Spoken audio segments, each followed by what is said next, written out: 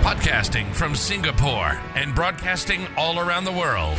You're listening to the Ignite EdTech Podcast with Craig Kemp, created by an educator, for educators, and streaming to the world.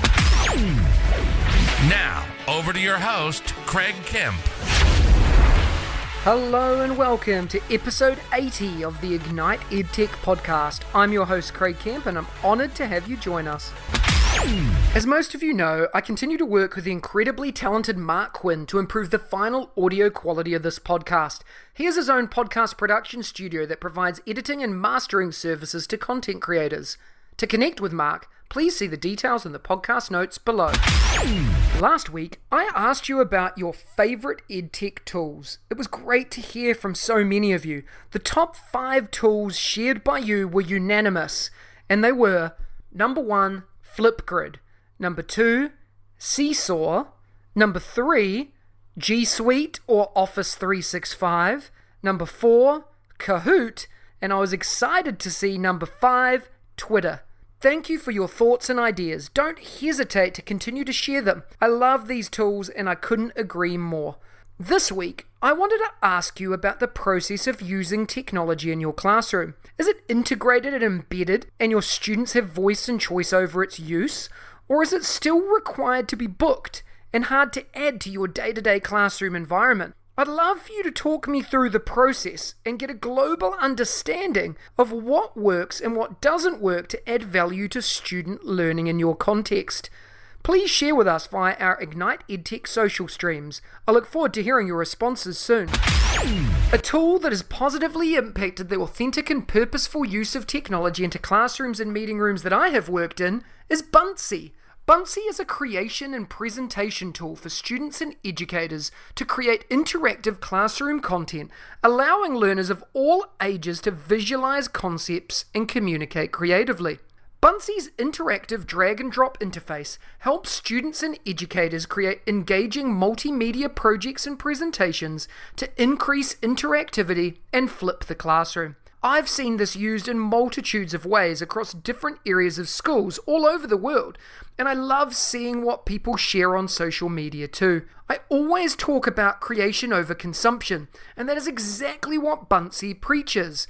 With a library of more than 8,000 resources, 2,000 templates, and growing to support the creation process, this process is made simple. More than 1.5 million people from 127 different countries already use Buncee, and if you haven't checked it out yet, make sure you add it to your must-view list. I highly recommend that you take a look at the link in the description below. Last week, we talked about your core tech tool list and how to manage your tech tool belt. If you're interested in learning more, go back and listen to last week's episode. This week, I wanted to talk about revision techniques with technology in our schools. This week, I was contacted by Richard Brewster, who had questions about revision techniques and using technology in our schools. I thought it was appropriate and fitting to have this as a focus this week, as it appears that this may be something that many teachers in our schools push back on us with. Let's dive a little deeper. Richard, you asked for advice on revision techniques for one-to-one device schools, as staff often struggle with this transition to using devices. What I wanted to highlight today were a few techniques and ideas based on my experience, but all share some of the benefits of using technology and the best practices to get easy wins in your organization. Devices enable us to interact with our students remotely, as well as monitor their learning progress. Schools have now implemented different training programs for their staff to enroll into strengthen professional development and overall knowledge on how to use devices effectively for classroom management. Professional learning still remains one of the critical components to learning and changing in the way we use technology in our schools. Schools have also reimagined what the traditional classroom once was. The transition into technology has allowed educators to explore more learning and teaching tactics without limitations. New learning styles like flipped learning have become extremely popular for educators using devices because of the flexibility that they provide together. Taking risks and trying new tactics and ideas have been heavily encouraged throughout remote and hybrid learning. Educators are constantly innovating and creating new tools, tips, tricks, and ideas that are aiding the educational world to become comfortable with technology. However, This isn't always consistent across all of our faculty. As I've previously shared, we always have those that struggle to transition to digital learning, and this is where we must employ some support mechanisms. Specifically looking at the transition from notebooks to digital revision techniques is critical for many staff, particularly in the secondary years, as students prepare for examinations and career-related endeavours, normally related to higher education preparation. One of the areas that I consistently hear from educators in this space is to start by investing some time in creating a schedule which maps out all the key skills or knowledge that you need your pupils to revise. Having a schedule will mean that no stone is left unturned and allows for you to prepare digital notebooks, links, and reference materials all in one place, like a OneNote document or a Google Doc, depending on the ecosystem you're in.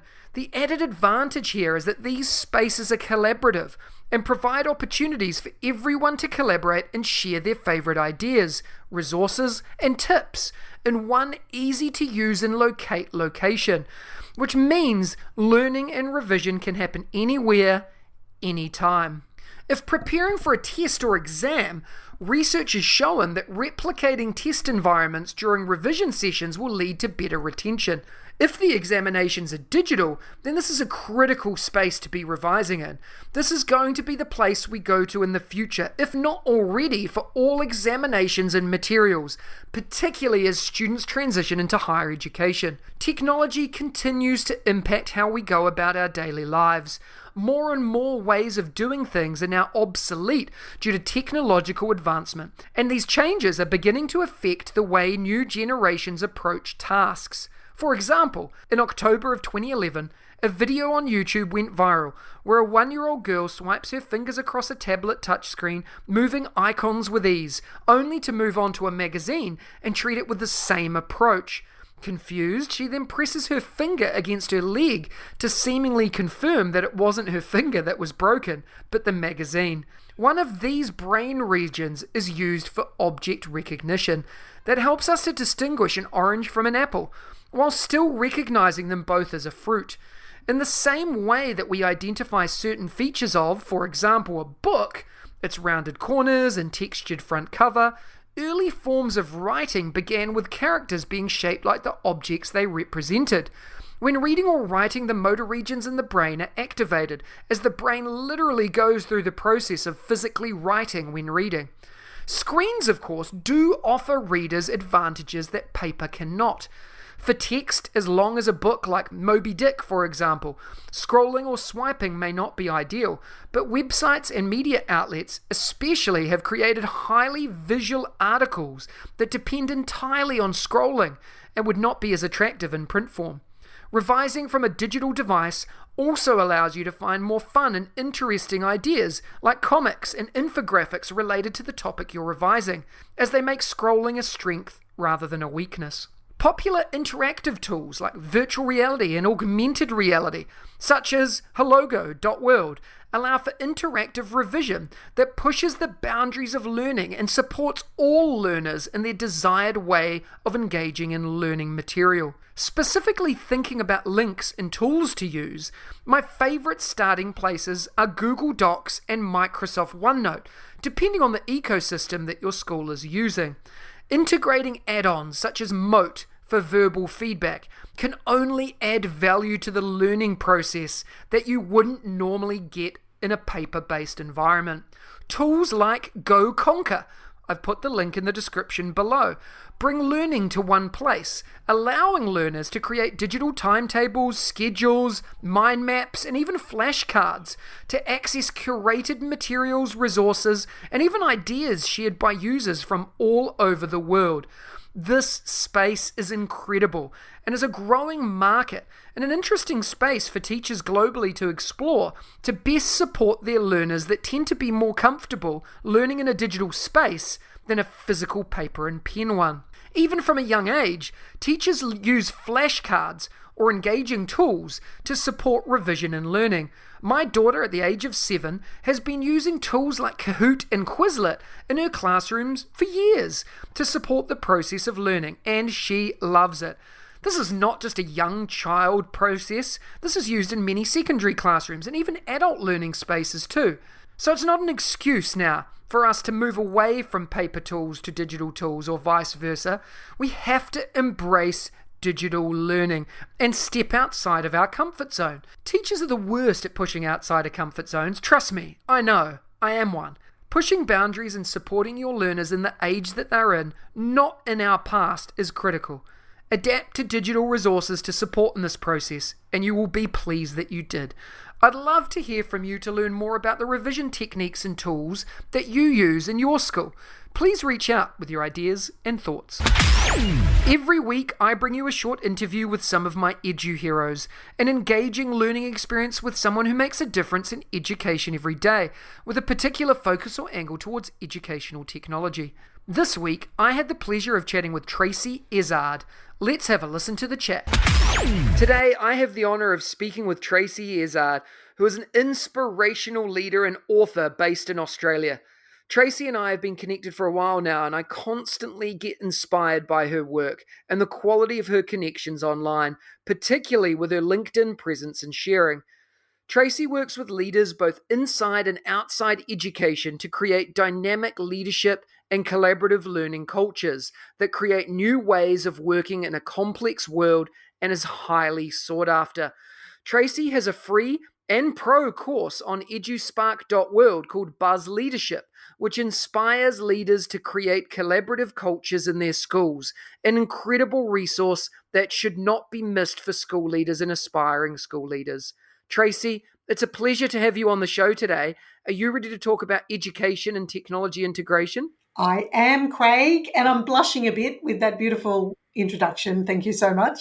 Such an honour to be here on this great podcast. Very well deserved, and the honour is all mine to have you here. Let's kick it off. Why don't you start by telling us a little bit about your current role and what inspires you to do what you do? Well, I have run my own business and practice for just over 15 years, or 16 years now, actually. My background is education.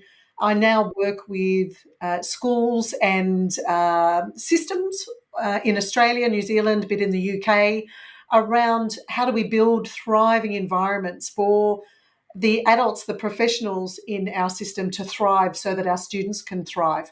So as you mentioned, I do a lot around ferocious warmth leadership. I also do a lot around collaborative learning cultures that make an environment where we can step in and really be vulnerable with each other around our practice in the name of growth and in the name of doing what we do even better. So it's exciting stuff that I love doing. It really is super exciting. And the work that you share in that space, you can see that love of what you do as well. And that inspires me and inspired me to want to share that voice here and, of course, on EduSpark as well. But you mentioned the ferocious warmth leadership work that you do with organizations. Tell us a little bit about that because, I love the name. Tell us about how you developed the concept and the impact that that is having on organizations, both inside and outside education. Well, if you think about leadership, leadership has to deal with incongruity all the time, doesn't it? We have to deal with this paradox all the time of co-creating with people, but also directing people, providing high challenge for people, but high support at the same time, being able to be compassionate, but also be really strategic. And when I've just been able to witness so many great leaders over the years and the not so great, let's be honest, they're around. That's unfortunately there's some that should not be leading, unfortunately, because of the impact they have. But I always look at impact, and I think leadership should always be looking at impact.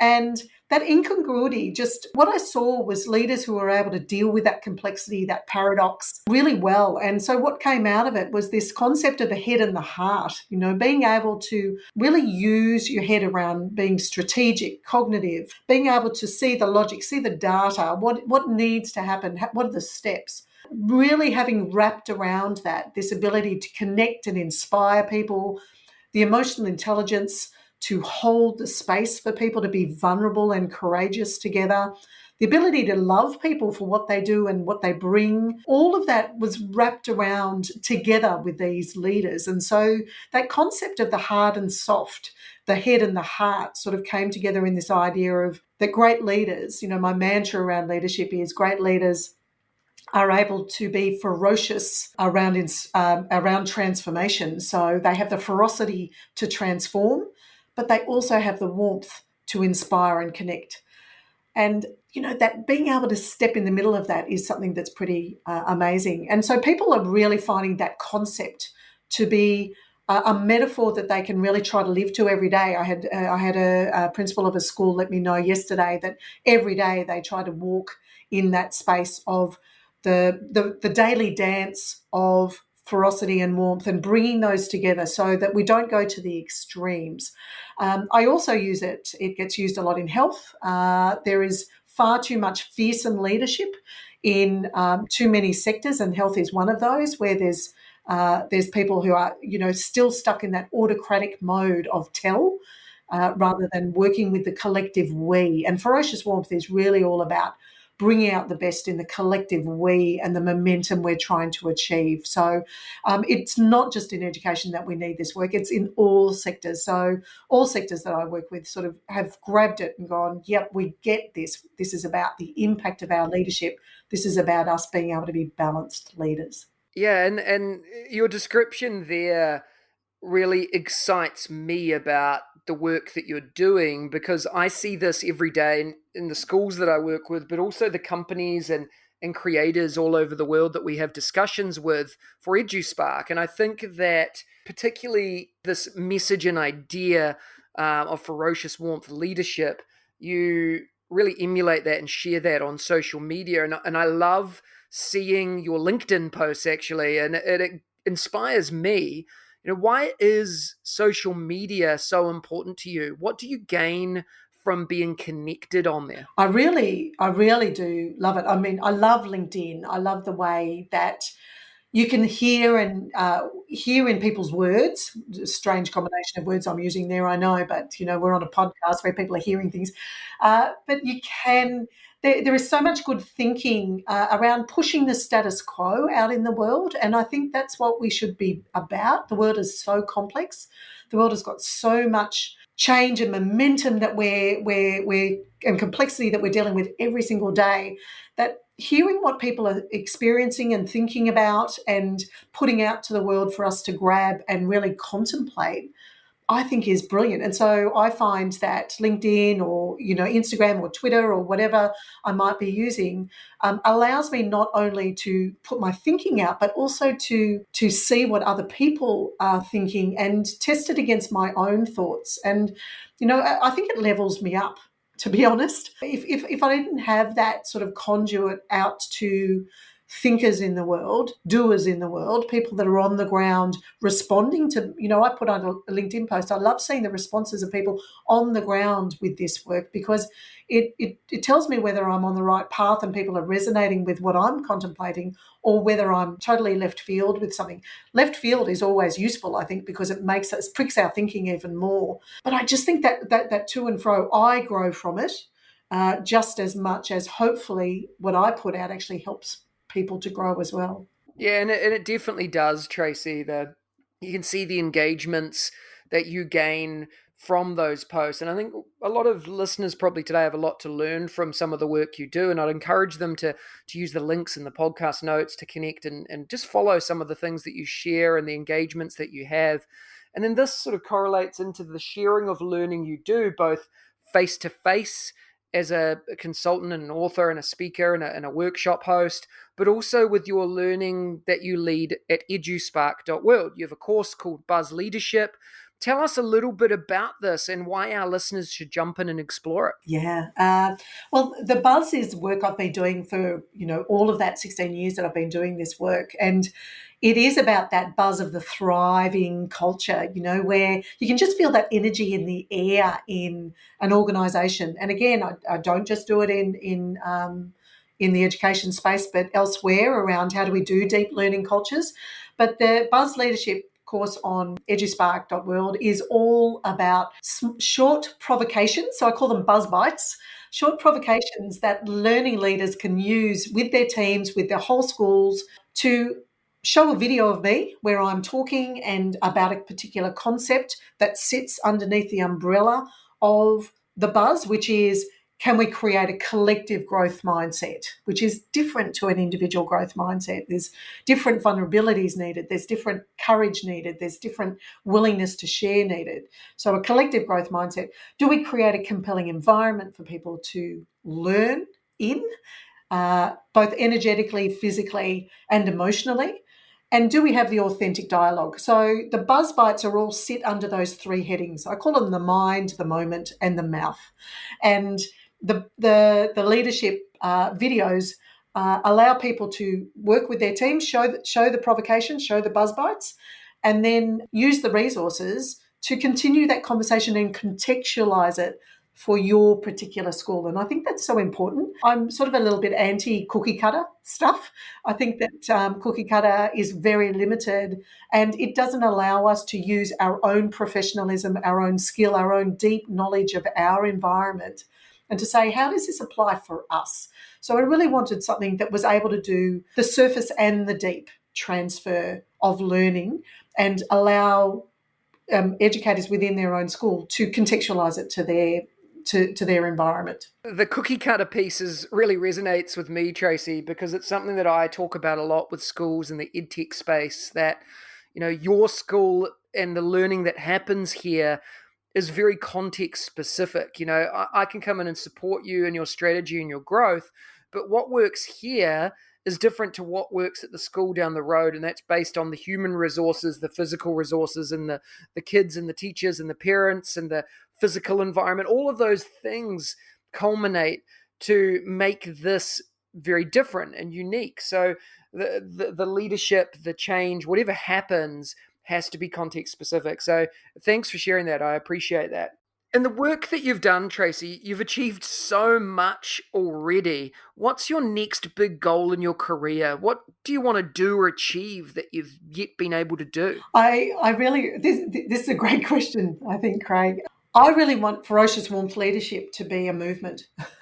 I really want people to understand that need for the head and the heart, and to let's get out of the extremes of just being so enmeshed in relationships that we can't lift standards for kids, and we can't really drive transformation that we so need in education, or we're so head that we are so fearsome that people are afraid of us, and we only do what we think is right rather than tapping into the collective wisdom of our schools.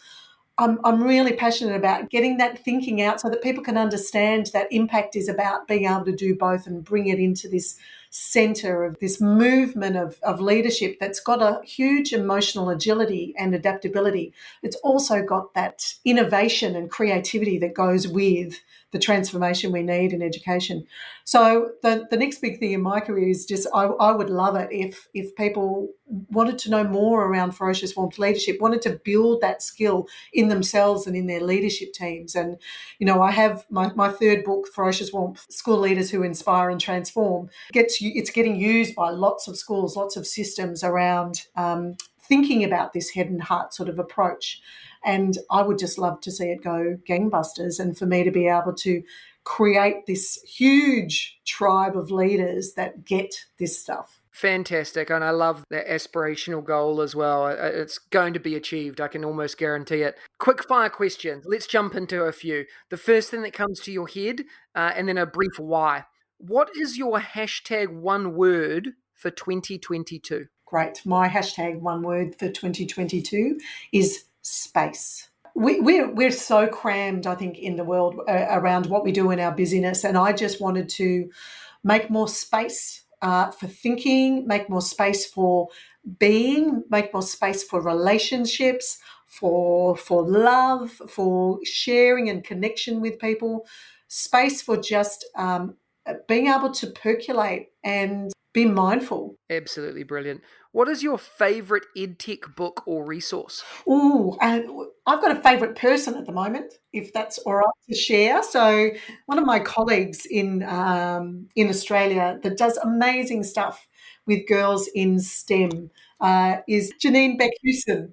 But she is heads up the tech girls movement in Australia, and she's phenomenal. So she is worldly wise around technology and getting girls engaged in it. And so she's my go-to it person at the moment. Great shout out. And we'll make sure we link to her profiles in the podcast notes as well.